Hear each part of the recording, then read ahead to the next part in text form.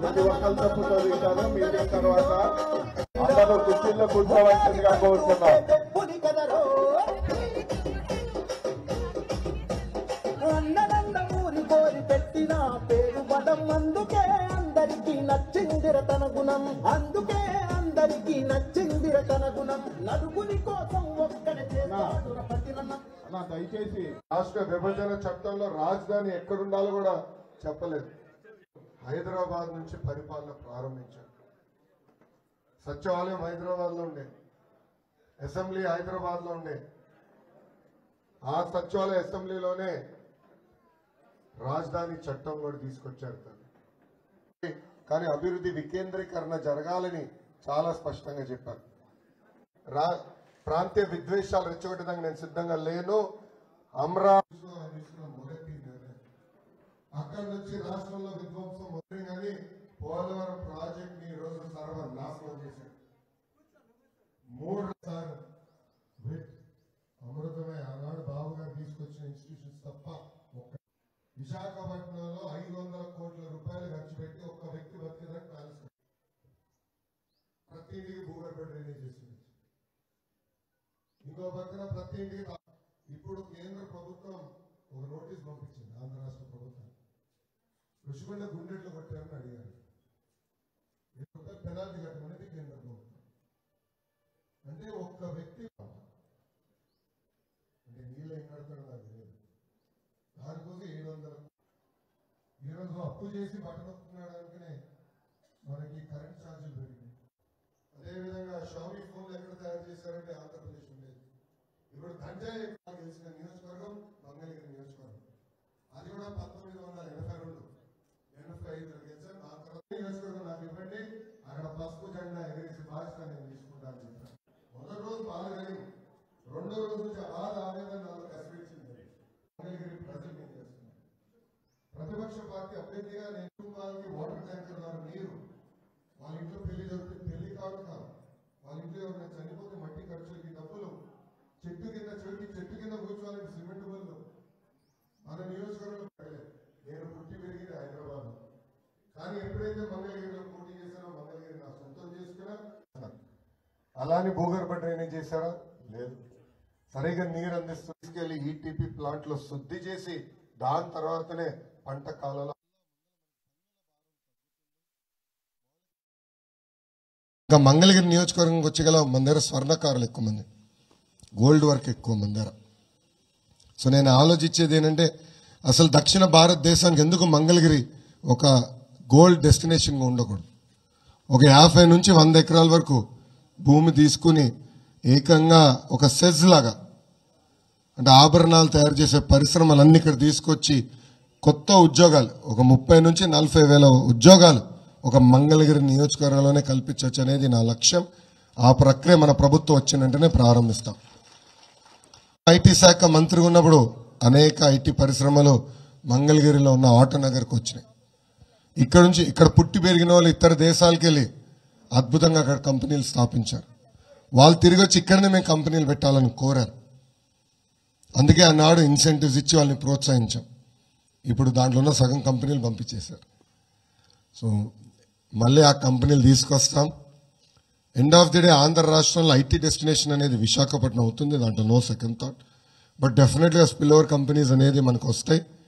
ఒక specialised area focus తీసుకుంటాం. మంగళగిరికి IT కూడా తీసుకొచ్చే బాధ్యత నేను తీసుకుంటానని ఈ సభాముఖంగా మీ అందరికీ నేను తెలుపుకుంటున్నా. ఒక్కరికి ఉద్యోగాలు ఉపాధి కల్పించలేదు. మంగళగిరి పట్టణం ఎలా ఉందో అలానే ఉండిపోయింది. తరతరాలుగా వస్తున్న సమస్యలు పరిష్కారం అవ్వలేదు. ఇవన్నీ వచ్చే 5 సంవత్సరాల పరిష్కరించాలనే లక్ష్యంతో నేను పనిచేస్తానని ఈ సభాముఖం మీ అందరికీ తెలుపుకుంటూ, ఇది ఇంటరాక్షన్ ప్రోగ్రామ్. మీకేమైనా ప్రశ్న ఉంటే మీరు ఒకసారి చేతి పైకి ఎత్తే మనోడు మైక్ ఇస్తారు, నుంచున్న మైక్ ఇస్తారు. మీకేమైనా ప్రశ్న ఉంటే అడగాల్సిందిగా మిమ్మల్ని అందరినీ నేను కోరుతున్నాను. I spent over 25 years in the aerospace and defense industry. Last 5 years, obviously there is no industrialization, there is no employment generation. Everybody is behind, IT and so on. What is your plan if you come to power? What is your plan for semiconductor and defense manufacturing? Is there a plan to set up some kind of an SEZ? While IT goes to Vizag, this area is ripe, region is ripe for defense manufacturing and aerospace component manufacturing. Is there a plan to address that particular industry? Should come to Mangalagiri is more high-tech, cutting-edge technology. Defense manufacturing and testing, you need a lot of land. And this is highly populated. So this would not be the right region to bring defense. I believe defense should go to Anantapur because we have Puttaparthi airport. We can leverage that and create the entire defense ecosystem in that area, number one. Semiconductor manufacturing, I mean, if you're talking about cutting edge manufacturing, it requires a lot of incentives from Government of India. And that is one of the reasons that we have entered into an alliance with NDA. Because we believe that we need the support of Government of India to make such major investments in our state. So that is our agenda. If you look at it, I mean, you understand this better, the importance of creating an ecosystem. So if you look at electronics manufacturing, in Chittoor district, what Mr. Naidu's agenda was that from cardboard box to the manual of an electronic device to the end component, everything should be manufactured within the 100-kilometer radius. So that's where around Tirupati airport, we got a lot of electronics manufacturing company. I mean, TCL is one great example of it, which is the largest TV panel manufacturer in the world. So it's a close to, if I'm right, $250 million investment, creating 20,000 jobs. So we got that company. Then I got the lithium-ion battery manufacturing company, the camera module manufacturing company, the entire housing of the phone, we got them. The panel, I mean the display manufacturer, we got them. So I believe in the power of ecosystem. And that's something that we'll focus on. See, Andhra is not a round state, right? It's a very long state, which then gives itself for, ecosystem-based development. So what you'll see in the next government is like Srikakulam will be the hub for pharma, zero effluent pharma. Vizag will be IT. East-West Godavari will continue to focus on fisheries and value addition coming out of there. And of course, for us, being a capital, we'll automatically get investments for the capital area. And that shouldn't be a problem. Then as you go southward, we'll be a lot more focused on manufacturing. So you'll see both a blend of good blend of white and blue collar jobs coming into the state of Andhra Pradesh. To put it right, our agenda is to make Andhra Pradesh $1 trillion economy. The Honorable Prime Minister talks about 5 trillion. I say Andhra Pradesh should be $1 trillion economy. And this is something I've been talking since 2017. If you look at my speeches since 2017, I've been saying this. And we are committed to it. So in our manifesto, our first promise is to create 20 lakh jobs. So 20 lakh jobs will increase our economy by 2.5 times. More than double our economy. So whenever I meet any industrialists, that's the agenda we are saying, create jobs. For that, what kind of incentives you need, I'll provide. But create jobs. That is a single agenda that Telugu Desam, Janasena and Bharatiya Janata Party government will work with. Thank you. ఆచార్య ద్రోణాచార్య ఏవంటివి సోదపుతుడు ఇందుకు అర్హత లేదందువా ఎంత మాట ఇది క్షత్రియ పరీక్ష కానీ కుల పరీక్ష కానే కాకూడదు కుల పరీక్ష ఏనందువా నీదే కులం నీ తండ్రి భరద్వారిని జననమెట్టిది అతి దూకారమైన నీ సంభవెట్టిది మట్టి కుండలో పుట్టిది కాదా నీదే కులం కులము కూడిపెట్టదు మతము కూడిపెట్టదు మంచి వ్యక్తులు పరిపాలిస్తారు మనకు కూడి పెడతారు మనల్ని అభివృద్ధి చేస్తారు అటువంటి వ్యక్తులు ఎవరన్నా ఉన్నారంటే that is only Chandrababu Naidu గారు ప్లస్ లోకేష్ బాబు గారు ఇది ఎంటైర్లీ ట్రూత్ వస్తారు పోతారు రావటము గ్యారంటీ పోవటము గ్యారంటీ కానీ మనం చేసిన మంచి పనులు ఒకటే తాత్కాలికంగా ఉండవు శాశ్వతంగా మనసు గుండెల్లో ఉంటాయి తర్వాత ఈ మంగళగిరి ప్రజల్లో మీరు చిరస్థాయిగా ఉండాలని మనసావాచ కోరుకుంటూ ఈ అవకాశం ఇచ్చినటువంటి మన యంగ్ టైగర్ లోకేష్ బాబు గారికి మనస్ఫూర్తిగా నమసవాచగా సమర్పించుకుంటూ థ్యాంక్ యూ సెలవు చేస్తున్నాను యూట్యూబ్ మై అంటే మీరు ఇప్పటి వరకు జాబ్స్ గురించి చెప్పారు, జాబ్స్ క్రియేట్ చేస్తాము అని. కానీ ఒకటే సందేహం ఏంటంటే దానికి కావాల్సిన స్కిల్ ఎక్కడ క్రియేట్ చేస్తారు? దానికి కావాల్సిన అంటే స్కిల్ అంటే ఇప్పటి వరకు విట్, SRM, ఎడ్యుకేషన్ సెక్టర్లో ఇవన్నీ తీసుకొచ్చారు, ఇట్స్ గుడ్.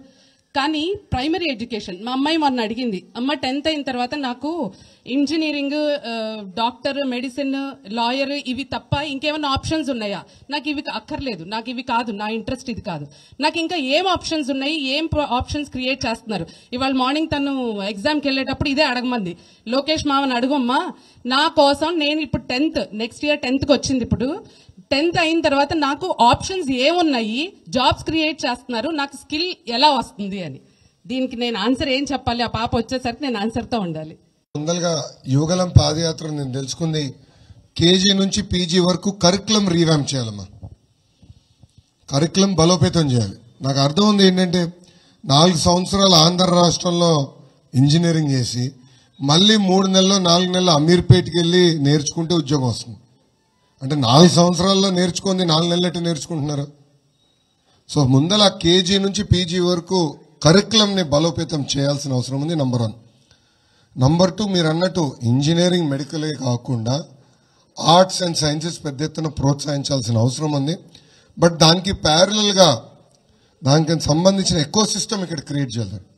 ఇది ఎందుకు చెప్తున్నానంటే మొన్న నేను ఒక 10 రోజుల క్రితం, వారం రోజుల క్రితం నేను ఇక్కడికి వెళ్ళా, దుగ్గిరాలకి వెళ్ళా. ఇక్కడ కుర్రోడు వచ్చి ఒక మాట చెప్పాడు, చాలా బాధ వేసింది. అతను మన ఫిజిక్స్లో బ్యాచిలర్స్ చేశాడు, ఫిజిక్స్. అతను ఇప్పుడు ఏం చేస్తున్నాడు తెలుసా? రిక్షా దొక్కుంటున్నాడు. అతను చెప్తే నిజంగానే బాధ వేసింది నాకు. అంటే అంత పై చదువులు చదివిన వ్యక్తి ఏకంగా ఈరోజు ఫిజిక్స్ చదువుకున్న వ్యక్తి ఈరోజు రిక్షా దొక్కుతున్నాడా అంటే అలాంటి పరిస్థితి వచ్చేసింది అని బాధ కలిగింది. So appropriate echo systems create చేయాలి. సో ఎప్పుడు అందుకే తమ్ముడు అడిగిన ప్రశ్న చెప్పా, ఆంధ్రప్రదేశ్ ఎకానమీ సింగులర్ ఫోకస్ ఉండకూడదు. It should not just be white collar jobs. We have to create blue collar jobs, we have to create cutting edge jobs, but we also have to create other eco system jobs. అప్పుడే అన్ని arts కానీ, sciences కానీ, engineering కానీ ఇవన్నీ చదువుకున్న పిల్లలకి రేపు ఉద్యోగాలు, ఉపాధి అనేది వస్తుంది, వాళ్ళకు కెరియర్ అనేది ఏర్పడుతుంది. So that is our agenda. Thank you. కంపెనీలన్నీ బయటికి వెళ్ళిపోయినాయి. మా బోటోళ్ళు ఇక్కడ జాబ్ చేసుకుంటాకి ఛాన్స్ లేదన్న, లేక ఇతర దేశాలకు వెళ్ళి బతుకుతున్నాం. మా భార్య బిడ్డల్ని ఇక్కడే వదిలేసేసి అక్కడికి వెళ్ళి బతుకుతున్నామన్నా. రేపు మన గవర్నమెంట్ వచ్చేసిన తర్వాత మంచి ఇండస్ట్రియల్ తీసుకొస్తే మేము మా భార్య బిడ్డలను వదిలేసి మా భార్య బిడ్డలను ఇక్కడే మంచి స్కూల్లో జాయిన్ చేసుకుని ఇక్కడే వాళ్ళతో జీవనం సాగించడానికి అవకాశం ఉండేలాగా చూడాలని మేము కోరుకుంటున్నానన్నా. ఇంకోటి ఏంటంటన్నా, నేను అక్కడ కష్టపడి కొంచెం మనీ సేవ్ చేసుకుని ఇక్కడ అమరావతిలో ఒక 3 సెంటు ఇల్లు కొనుక్కున్నానన్నా, మన రాజధాని అవుతుందని. ఆ రాజధాని కాడ లేకుండా పోయింది ఈ సైకో జగన్ వచ్చిన తర్వాత. దానికి పట్టా రాలేదన్నా, రిజిస్ట్రేషన్ అవ్వట్లేదు, జస్ట్ ఒక 100 రూపాయల స్టాంప్ పేపర్ మీద రాసి ఇచ్చారు మాకు, అంతేను. రేపు మన గవర్నమెంట్ వచ్చిన తర్వాత ఆ స్థలాలకు కొంచెం మన పట్టా వచ్చేటట్టుగా కొంచెం మీరు చేయాలని చెప్పేసి నేను కోరుకుంటున్నానన్నా. ఇంతేనన్నా. జై తెలుగుదేశం. మీరు అన్నట్టు చాలా మంది కూడా ఇట్లా రాజధాని ప్రాంతంలో స్థలాలు కొనుక్కున్నారు, వాళ్ళందరూ తీవ్రంగా నష్టపోయిన విషయం వాస్తవం. అంతేకాకుండా ఇప్పుడు రిజిస్ట్రేషన్ కూడా పెద్ద ఎత్తున అవినీతి జరుగుతుంది. ఇదంతా స్ట్రీమ్ లైన్ చేయాల్సిన బాధ్యత మన ప్రభుత్వం అయిన ఉంటుంది, అది తప్పనిసరిగా మేము చేస్తాం. Thank you. ఇంకా పరిశ్రమలు మీరు చెప్పారు, నేను ఆల్రెడీ గోల్డ్ రిలేటెడ్ ఒక విజన్ చెప్పాను. అట్లా ఒక ఎకో సిస్టమ్ క్రియేట్ చేస్తేనే శాశ్వతంగా ఇక్కడ మన ముందరికి వెళ్తాం. ఏదో ఒక కంపెనీ తీసుకొస్తే తాత్కాలికమైన పరిష్కారం, శాశ్వతమైన పరిష్కారం మొత్తం ఎకో సిస్టమ్. ఆ ఎకో సిస్టమ్ ఏర్పాటు చేసే బాధ్యత మన ప్రభుత్వం తీసుకుంటాం. Thank you. Company, Dalda company, ఈ 6 కంపెనీలు ఉండేవి. అయితే ప్రస్తుతాది తర్వాత ప్యారీ కంపెనీ అంటే ఇప్పుడు జగన్ గారు హెలిప్యాడ్ ఉన్నది. అయితే ఇప్పుడు ఈ కంపెనీలన్నీ మూసేయటం వల్ల ఏమందంటే దాదాపు 12,000 మంది వేరే ప్రాంతాలకు వెళ్ళి కూలి పనులు చేసుకోవాల్సి వస్తుంది. మన ప్రభుత్వం వచ్చిన తర్వాత మీరు వీళ్ళకి ఏమి ఉపాధి కల్పించాలని చెప్పేసి అభిప్రాయపడుతున్నారో దయచేసి చెప్పవలసిందిగా మన. అంటే ఇది 1980లో ఈ కంపెనీల నుండి ఈ ప్రాంతం, దాని తర్వాత క్రమీపంగా ఒక్కొక్క కంపెనీ అనేక కారణాల వల్ల మూతపడినాయి, ఇక్కడి నుంచి వెళ్ళిపోయారు. మన ప్రాంతానికి వచ్చే వల్ల నేను ఇప్పుడు చాలా స్పష్టంగా చెప్పాను, స్వర్ణకారులు ఆల్రెడీ ఎక్కువ ఉన్నారు. ఆ వృత్తిని పెద్ద ఎత్తున ప్రోత్సహించాలి, ఎకో సిస్టమ్ క్రియేట్ చేయాలని నంబర్ 1. రెండోది, గతంలోనే నేను ఇక్కడ ఐటీ కంపెనీలు కొన్ని తీసుకొచ్చాను, మళ్ళీ తీసుకొస్తాననేది 2. మూడోది, మ్యానుఫ్యాక్చరింగ్ ఇక్కడ ఎలాంటి మ్యానుఫ్యాక్చరింగ్ కుదురుతుందనేది ఒకసారి అందరితో చర్చించాల్సిన అవసరం ఉంది. ఎందుకంటే మన భూమి విలువ కొంచెం ఎక్కువ, లేబర్ కాస్ట్ కూడా మన దగ్గర మన ప్రాంతంలో ఎక్కువ. సో ఇది మ్యానుఫ్యాక్చరింగ్ అనుకూలంగా ఉన్న జోనా, ఇంకేం తీసుకురావచ్చు అనేది అది నేను చర్చిస్తాను. దాని తర్వాత దానిపైన స్పష్టమైన హామీ ఇస్తాను. ఈ ఆంధ్ర రాష్ట్రం నుంచి ఐటీ ఉద్యోగులతో పాటు యానిమేషన్ సైడ్ ఉన్నటువంటి హైదరాబాద్ నుంచి ఉన్న వాళ్ళు కానీ ఇక్కడి నుంచి హైదరాబాద్లో కొంతమంది అక్కడ కూడా ఉపాధి కొన్ని కోల్పోయి బెంగళూరు వెళ్ళి ఇప్పుడు అక్కడ కూడా కొంచెం టఫ్గా ఇబ్బంది పడుతున్నారు ఐటీ యానిమేషన్ సైడ్ ఉన్నవాళ్ళు. ఈ రాష్ట్రంలో తమరు ఏమైనా యానిమేషన్ సైడ్ ఏదైనా చర్యలు తీసుకుంటారా? రెండో పైన ఏంటంటే ఈ యానిమేషన్ చిన్నపిల్లలకి చాలా యాక్టివ్గా చూస్తున్నారు వీడియోలు ఇవన్నీ. కాబట్టి వాళ్ళకి ఎలాంటి యానిమేషన్ ఉండాలంటే ఎడ్యుకేటివ్గా ఉండేటట్టుగా, ఎడ్యుకేషన్లో కూడా డెవలప్ అయ్యేటట్టుగా ఉండేట్టుగా యానిమేషన్ సైడ్ తమరు ఏదైనా చర్యలు తీసుకుంటారని మేము కోరుకుంటున్నాం. సారీ, గేమింగ్ అండ్ యానిమేషన్ అనేది నేను ఐటీ శాఖ మంత్రిగా ఉన్నప్పుడు నా కింద ఉండేది.